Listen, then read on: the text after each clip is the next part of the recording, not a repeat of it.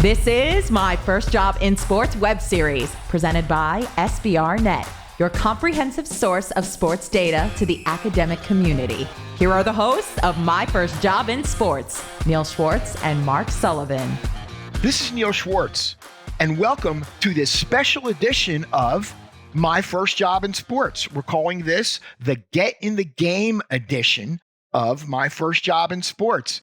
And of course, I'm here with my co-host, Mark Sullivan. Mark, explain to everyone what Get in the Game is all about and why this is a special edition.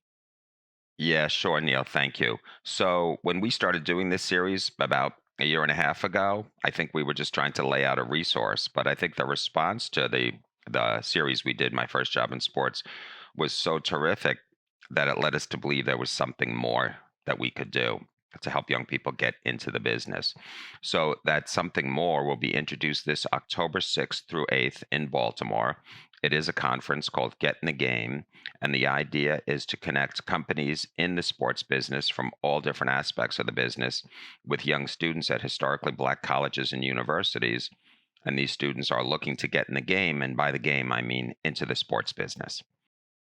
Yeah, we're really excited. In many ways, the Get in the Game conference, of course, was, the germ, or it really was the kind of the son and daughter of My First Job in Sports, and it makes us really excited. Mark, why don't you introduce our guest for today's show, Jasmin Cunningham? So Jasmin Cunningham, we're really happy to have her here, really excited. I think she's got a great story. Jasmin is a player development representative at Acushnet Brands, which includes Titleist and Footjoy.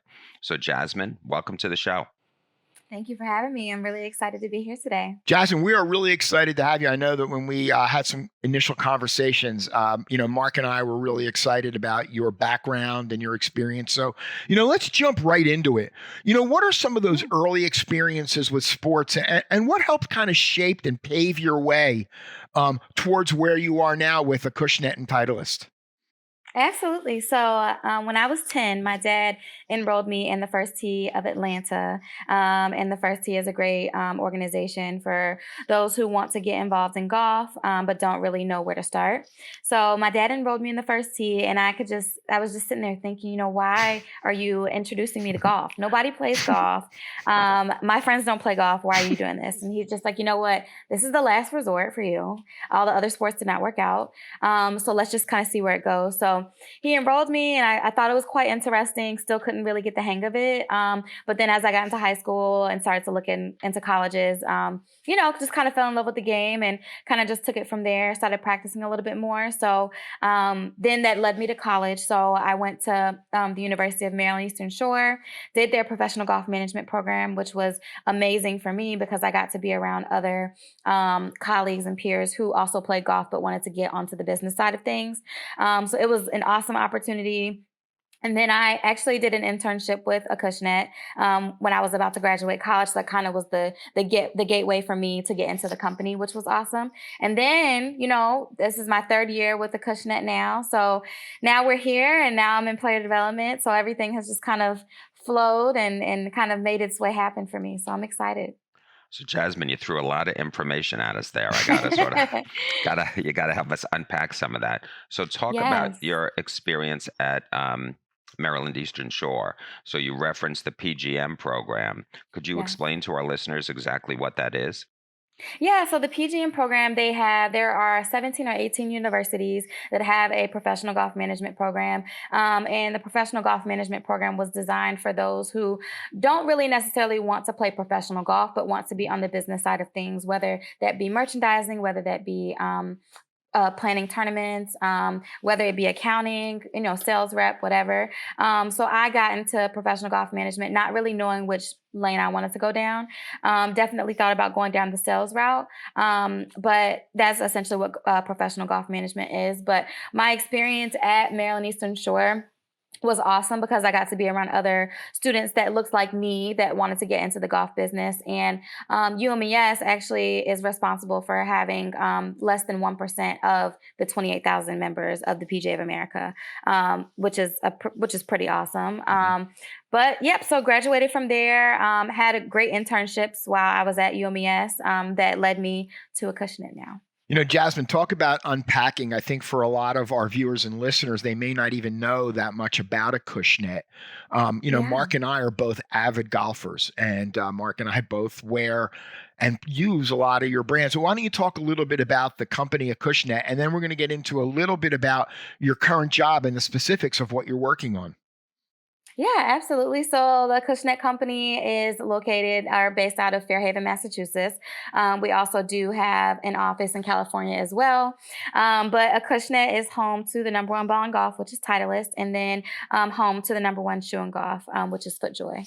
So a little bit about Acushnet, but it's been around for over 70 years and been the number one golf ball for a really long time. So definitely an amazing company to work for.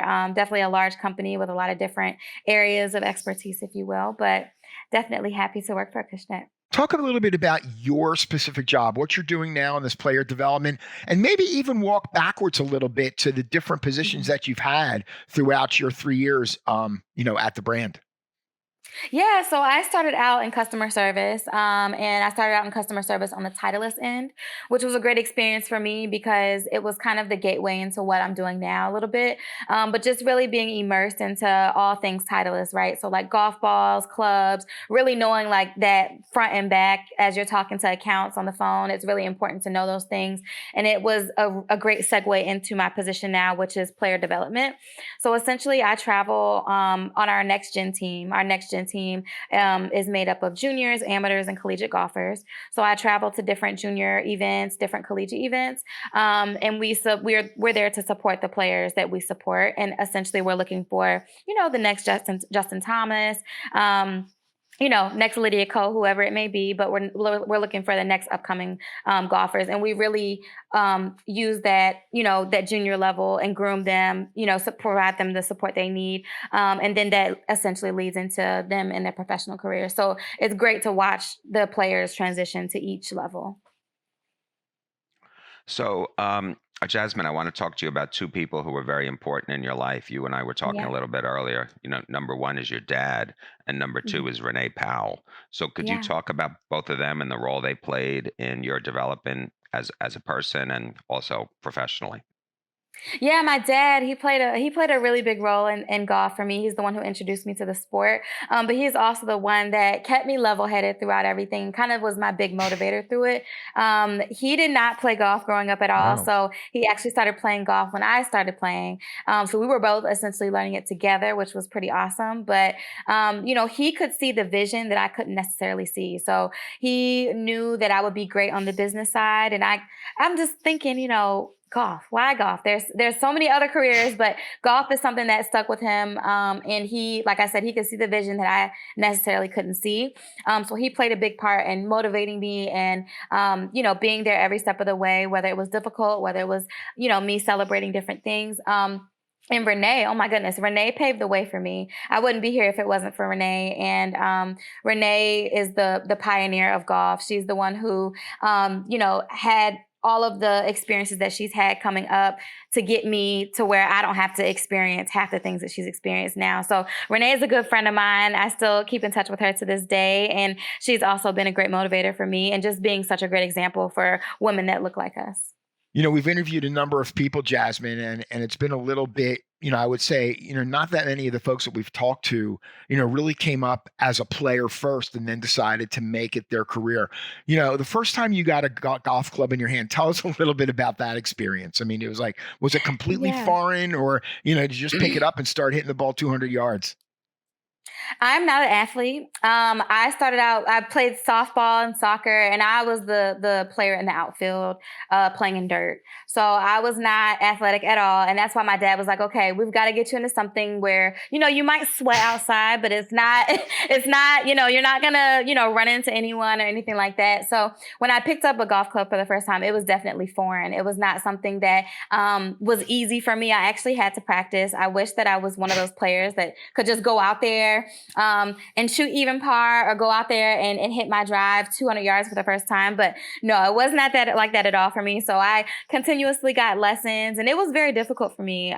That's how I knew that I was not equipped to be a professional at all. Definitely a decent player, but the professional route was not for me. So it was definitely very foreign, and definitely something that I actually had to to work towards, but that kind of set me up in a good way for life in general, because life is not easy. You have to actually, work hard towards things, and golf was that for me. So What was it like? I mean, on the range, I mean, being a person of color, in a game like golf, which is, look, yeah. let's be honest, it is dominated by, hmm by white people. And, hmm did you find that particular experience really helped you as you developed in your career in golf?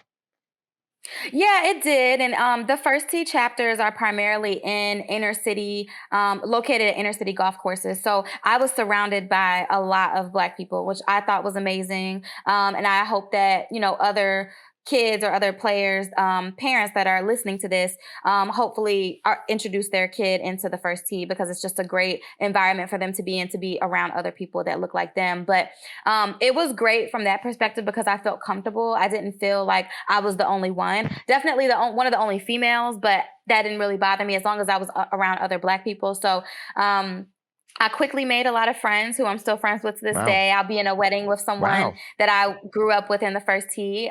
So yeah, it was, having that golf club in my hand for the first time, it was uncomfortable, but I was around other people that looked like me that also felt uncomfortable. So it was great. And, a lot of our instructors were also Black, which is not heard of a lot of places.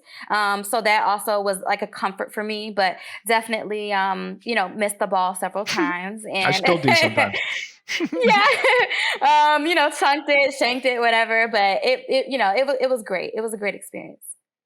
So let me pick up on that. I mean, you're in the Yeah, first tee program, which sounds like a very supportive environment. And then you yeah, start to move out into the business world. I yeah, understand. Is this true that you were the eighth woman of color to be admitted to the PGA of America? yeah. That is Uh-oh. true. That is true. So night and day experiences, by the way. Right. Well, that's where I was going Yeah. to go. So all of a sudden, you go into the industry, which, as Neil pointed out, is predominantly white and Mhm. predominantly male. And here you come in as this woman of color. Tell us how that was, and tell us how you've navigated that over the last couple of years. Yeah, so I think when I went onto my first internship, that's probably when I started to kind of feel a little different. And growing up playing in different tournaments, that's kind of when I noticed the difference there, because I was no longer around people that looked like me. I was around a lot of white people, a lot of white females that played the game. So that was kind of the start, but I really didn't get into it until I started working at country clubs. So working at country clubs was different for me because now I'm surrounded by a lot of white males at country clubs, and I didn't know, I just didn't know what to do. But luckily, I had a lot of great mentors early on that kind of said, "Hey, I know you kind of feel like you stick out like a sore thumb, but this is going to be a great experience for you moving forward. You just kind of have to stick with it, and it's a great experience for everyone else, because a lot of people are not used to seeing a woman of color working behind a counter at a golf shop, or helping teach, members or what have you. So it was definitely difficult for me though. Like I said, it's only so much level of comfort that someone can provide you, but then you go home and you're thinking about all the different types of things that you have to feel. Essentially, you feel left out. You feel like, you're the only one, and that kept on going after internship after internship. So I kind of just became numb to it, if you will, in a very strange way. And I knew that if I wanted to break into this industry, I was going to have to deal with that, and it wasn't going to be easy. But now that I'm with Acushnet, it's still kind of essentially still the same thing. But I use that as my motivation, because I want other girls that look like me growing up to say, hey, this won't be the case forever. And they have a place within the golf industry as well. Jasmine, what are some of the things you're involved in? You talked about, encouraging other women, women of color in particular, to, come into the game of golf. What are some of the things that, you're involved in? Are there some organizations? What are some of those things? First Tee is something that I still volunteer. So wherever I live, whatever city I live in, I always go volunteer at a First Tee Right. chapter. So right now I'm volunteering at the First Tee of Baltimore, and it's a full circle moment for me, because I get to see kids who still, look like me, that are playing the sport, that have no clue about a career in golf.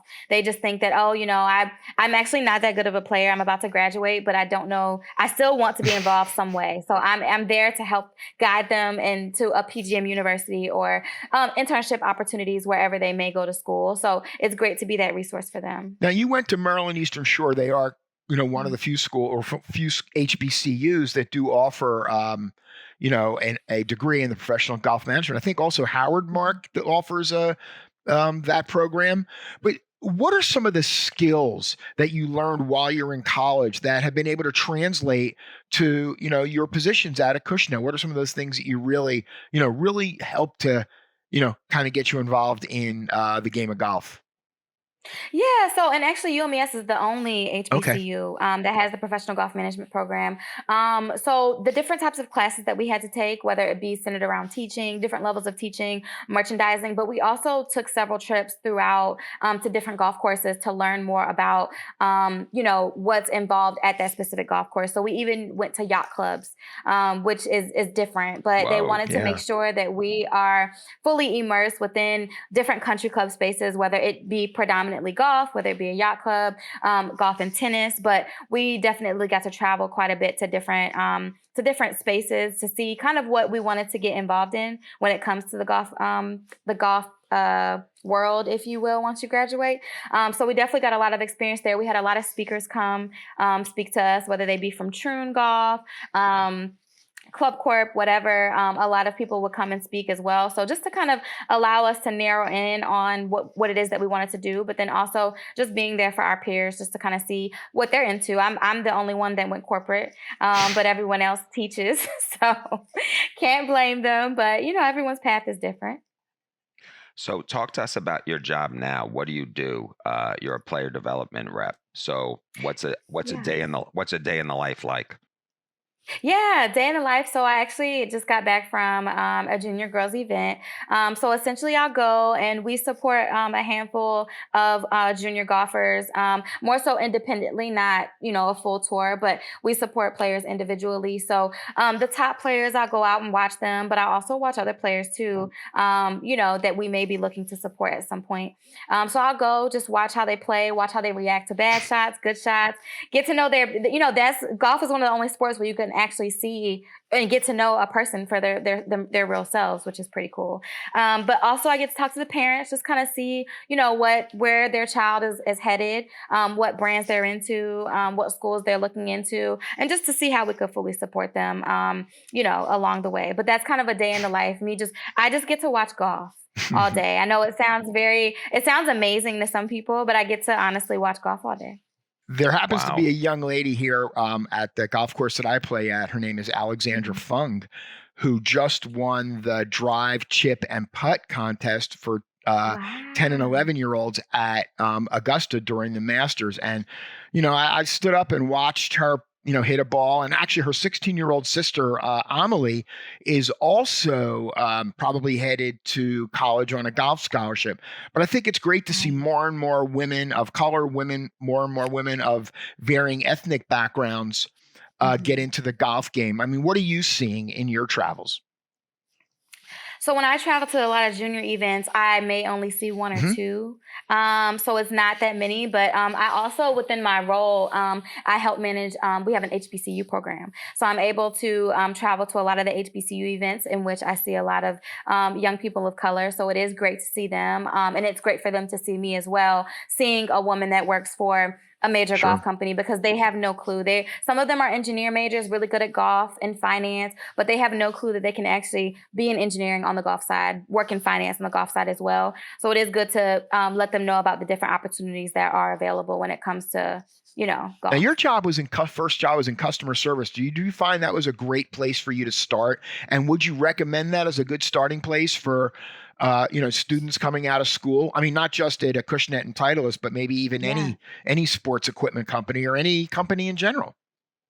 Absolutely. I think that a lot of people probably took their nose up at the customer service role. Yes. I know I did before I started. But then when I actually heard how many people start out in customer service at Acushnet, that kind of gave me the motivation. Like, okay, this is normal. A lot of people do that. But I do think that it set me up in a great segue for me in my new position, just because you get to really know about the brand. You get to talk to consumers all day. You get to talk to accounts all day. But you really get to understand the difference between the golf balls, the golf clubs, and you just get to know people. Golf is a hospitality sport, so you have to you have to be able to talk to people, and you have to be able to deal with different types of customers, whether they're angry with you for whatever reason, whether they're extremely happy and just love the brand. So I think it's great for anyone to start out in a customer service position or any type of entry level position that's going to set them up. At the end of the day, I think it's going to set them up great for whatever type of entry level customer service position they have. It'll set you up, whether it's in golf, whether it's not, but you get to know and understand the brand in a different way than most people do. So I have to ask you, Jasmin, what's the Yes. craziest customer service call you ever received? So this was during COVID. As you know, the supply chain issues were not the best. So I had people that were very angry with me about us not having range balls. Range balls was a thing in 2020, 2021, where we just could not produce enough. So you had very angry customers that took their anger out on me, which I appreciated because, at the end of the day, I don't make the golf balls. So I am on the forefront listening to this. And, I have this thing where I'm able to calm people down a little bit. And the nicer you are to someone that's angry, the nicer they start to think that they're a little crazy sometimes, in which they are. So I'm able to help bring them down. So I was, on the other hand, I was a little bit of a therapist too, which I love because as a golf professional, you're a meteorologist. You can be a therapist. You can be a number of different things. I might have been one of those whacked out golfers that you spoke to during COVID who complained and an exceeding amount about supply chain issues. I might have been one of those guys, just to let you know. Yeah. Wow. We've come a long way now. So. Well, Jasmin, you seem to have the perfect opportunity for that. As a journalist, I've covered a lot of businesses, and I remember this one individual telling me, he says, he was talking about a customer service complaint, and he's like, Mark, you have to view them as opportunities because it's an opportunity to solve a problem and an opportunity to build and strengthen a relationship. And it sounds like at a very young age, you understand that. Absolutely. And that set me up very well in life too, just to dealing with people in general. You never know what kind of person you're going to experience, but being a problem solver is definitely important. Jasmin, there's a question that I ask to all the folks that have been on My First Job in Sports. And that question, of course, surrounds, what are those things that you wish you might have learned while you were in college that you didn't? I mean, you'd be surprised at some of the answers and some of the responses that we've gotten. But, is there something that you've been, that you've done while you're at Acushnet and Titleist that, maybe you would have wished you would have had some previous experience with while you were in school? I would say patience and confidence. Patience because now we live in a day and age where we get things within 2 days from Amazon Prime, even same day. So we're used to getting everything when we want it. But really within your career, it's definitely a journey, and it's something that you have to learn how to be patient through. There's going to be a lot of good times, there's going to be a lot of bad times, but you have to learn how to be patient through those times and know that you can't see your journey for a reason, and you're going to go through different jobs that you have no clue as to why you're working at this place, and then 10 years later everything makes sense and it all aligns. So having patience, but then also having confidence too. A lot of times I probably was not the most confident, but now I feel like talking to the right people who have been in my shoes before,